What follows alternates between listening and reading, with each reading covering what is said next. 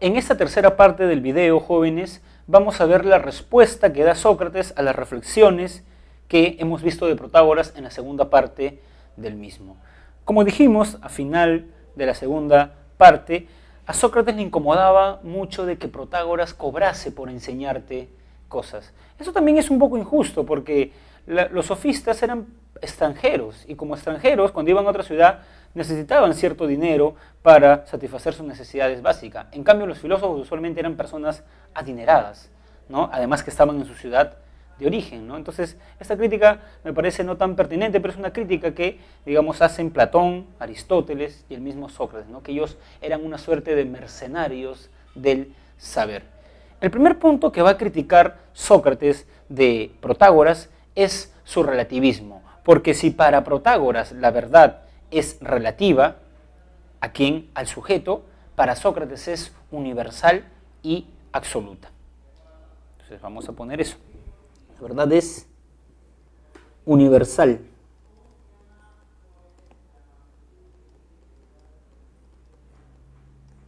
O sea, jóvenes, si para Protágoras la verdad dependía del sujeto, la verdad para Sócrates era válida para todo sujeto.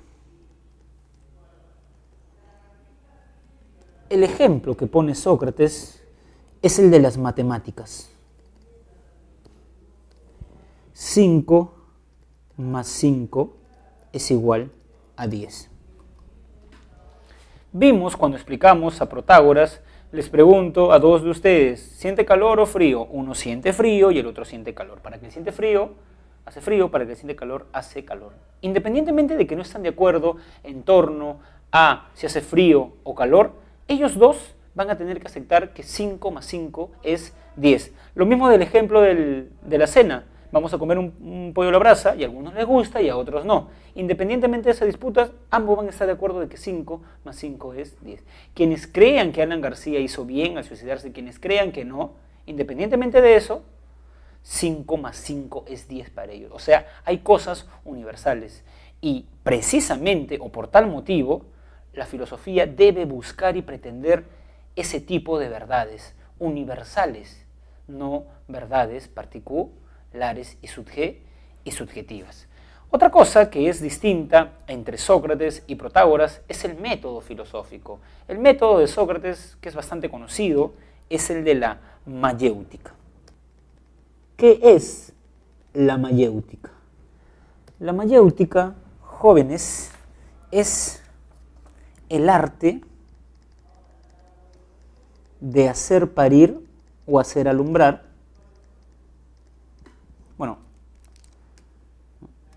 hacer parir ideas.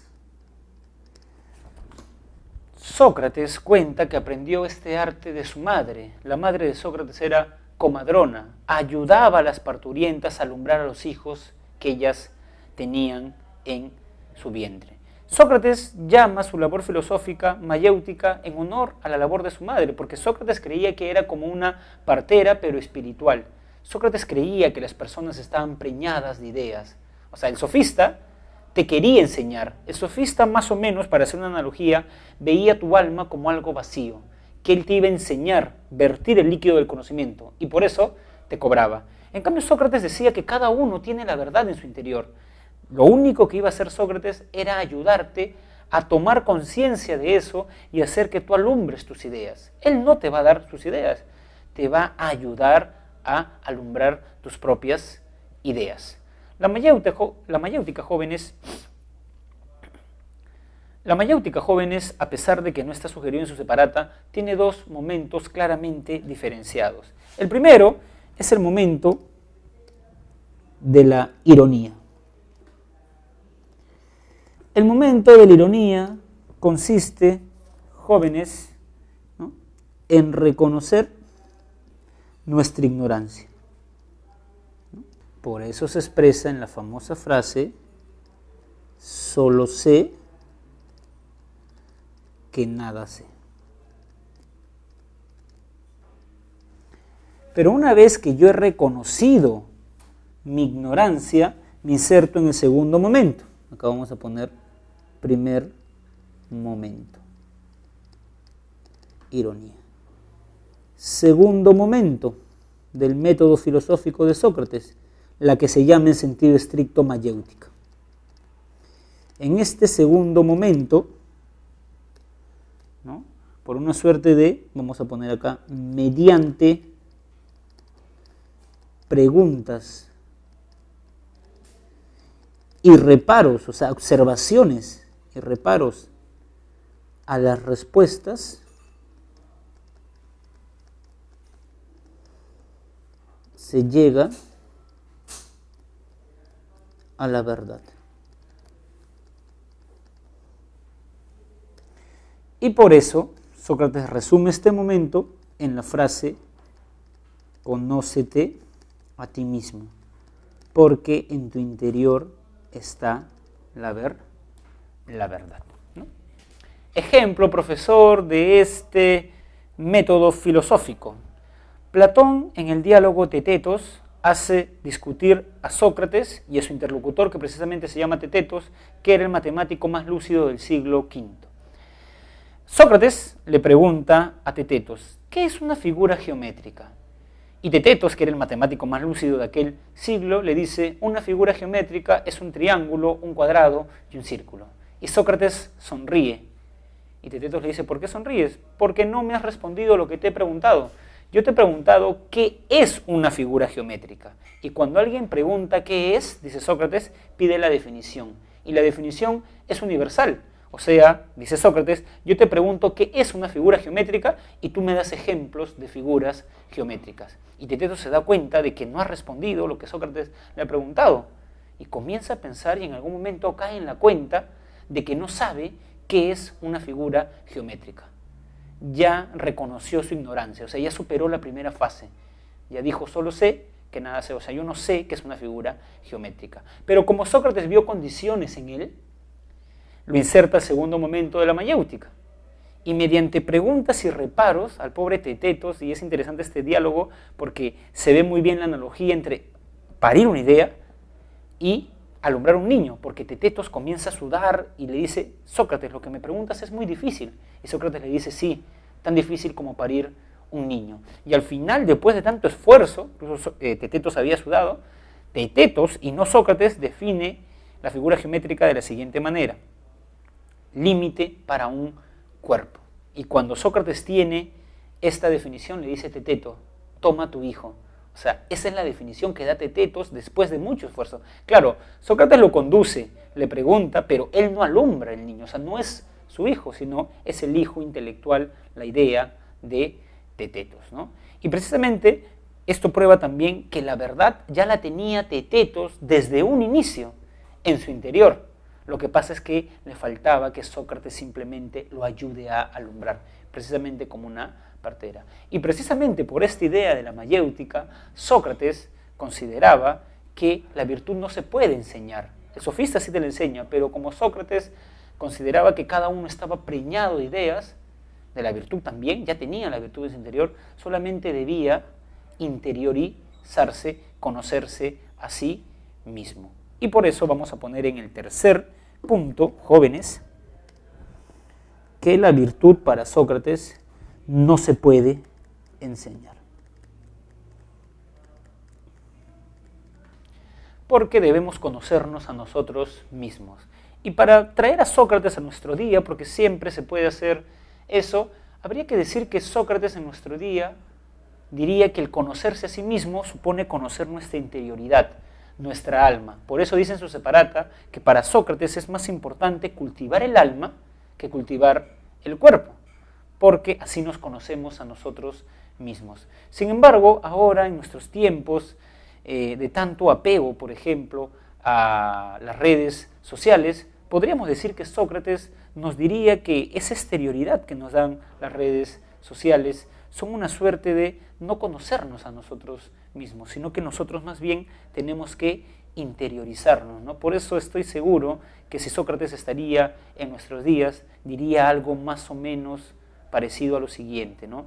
Conócete a ti mismo, desconecta tus datos, porque nosotros vivimos, por el contrario, en una cultura de la exterioridad, y Sócrates no apostaba por eso.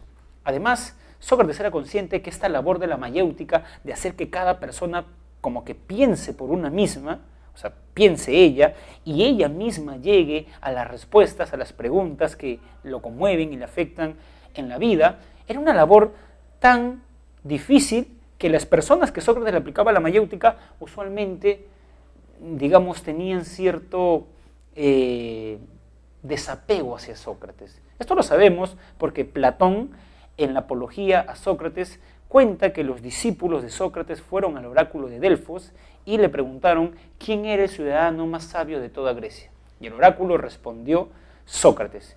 Sus alumnos quedaron pasmados, pues sabían que Sócrates decía: solo sé que nada sé. Entonces le preguntaron cómo una persona que dice solo sé que nada sé puede ser el más sabio de toda Grecia. Y lo que le dice el oráculo es algo interesante, que todos los seres humanos son ignorantes. El detalle es que a pesar de que todos son ignorantes, algunos creen saber, y en ese sentido ignoran su propia ignorancia. En cambio, Sócrates era ignorante, como todos nosotros, pero al menos reconocía su ignorancia, y en ese sentido sabía algo, sabía que no sabía. Por eso estaba un paso adelante de todos los mortales. Esta buena nueva, los discípulos de Sócrates se la dan a Sócrates, y Sócrates también queda afectado, conmovido, no es que se alegra por esto. Entonces Sócrates le pregunta, o más que ello, se entrevista con los sabios que la comunidad juzgaba como tales, los famosos 7 sabios, y les comienza a querer aplicar su método filosófico. Primera fase: reconocer su ignorancia. Y estos sabios quedaban fastidiados con Sócrates, porque decían: Sócrates, espérate, tú me quieres hacer asumir que soy un ignorante, pero si yo soy un sabio, ¿o es que estás envidioso de mi título? Y fueron 2 de estos sabios que le abrieron un proceso judicial a Sócrates. Fueron 2 los cargos que se le achacaron. El primero, corromper a la juventud, o sea, hacer pensar a la juventud era corromperla. Bueno, si es así, hay que corromper a la juventud porque hay que hacerlos pensar y no aceptar dogmáticamente muchas cosas. Y el segundo cargo fue decir que Sócrates no creía en los dioses de la comunidad. Y eso es cierto. Sócrates no creía en Apolo, Dionisio, Zeus, Hera. Sócrates creía en un dios que se llama Daimonión, que era una suerte de dios intermedio entre los dioses del Olimpo y los seres humanos, que era, dice Sócrates, como una voz interior, lo que los psicólogos llaman ahora conciencia. Sócrates sabía que siempre antes de tomar una decisión debíamos preguntarle a nuestra conciencia. Precisamente por estos cargos Sócrates fue condenado a muerte. Fue condenado a muerte, a tomar la cicuta. Incluso, seguimos con Platón, porque Sócrates no dejó nada escrito. Es interesante además decir esto. ¿Por qué Sócrates no dejó nada escrito? Porque para Sócrates la filosofía era diálogo. Ustedes me preguntan algo, yo respondo. Y en este fluir de la conversación llegamos a la verdad. En cambio, dice Sócrates, cuando alguien escribe algo, no es un diálogo, porque yo escribo un libro, por ejemplo, Descartes, las Meditaciones Metafísicas, y yo lo leo después de 4 siglos, 5 siglos, y no le puedo preguntar a Descartes. En cambio, cuando tú dialogas con alguien, sí puedes hacer eso. Por eso Sócrates no dejó nada escrito, y por eso lo sabemos gracias a Platón. Platón, jóvenes, en un diálogo que se llama el Critón, cuenta que los discípulos de Sócrates estaban tan afectados porque el maestro había sido condenado a muerte, que contratan un grupo de mercenarios para que liberen a Sócrates de la carceleta. Y además hacen eso, reducen a los guardias, le cortan la cadena donde estaba, digamos, Sócrates encadenado, en la cárcel, le abren la puerta para que Sócrates pueda huir. Y Sócrates ve a sus discípulos y les dice: ya veo que ustedes no han aprendido nada de mis enseñanzas. Sus discípulos quedan conmovidos y dicen: ¿por qué dices eso, Sócrates? Porque yo toda la vida les he enseñado, les dice Sócrates, que la filosofía no es hablar bien, sino vivir bien. Que la filosofía no es una indagación sobre la virtud. O sea, es una indagación sobre la virtud, pero el fin es ser virtuoso. Entonces, sus discípulos le dicen: Sócrates, pero esta condena es injusta. Y Sócrates le dice: o sea, porque alguien me hace algo injusto, yo le voy a devolver una acción injusta. Y en esta parte del diálogo, Sócrates se parece mucho a Jesús, porque si ustedes recordarán, Jesús decía que uno no hace nada de extraordinario cuando ama a quien lo ama, a sus amigos, a sus padres. Uno prueba su virtud cuando ama a un enemigo. Y Sócrates dice algo similar. Cuando alguien me hace un bien y yo le devuelvo un bien, no pruebo nada, dice Sócrates. En cambio, cuando Atenas me hace algo injusto, ahí yo pruebo mi virtud, retribuyéndole no con una injusticia, sino con un acto valeroso. Y por eso Sócrates cierra la puerta en ese diálogo y no quiere salir. O sea, Sócrates como que pudo haber huido, pero no lo hizo. Precisamente por estas razones, Sócrates es una suerte de mártir de la filosofía. Y por eso la mayoría de filósofos, cuando habla de Sócrates, lo embarga la emoción, porque es una suerte de mártir de la filosofía, una suerte de pensador tan íntegro que es capaz de defender sus ideas hasta con la muerte. Jóvenes,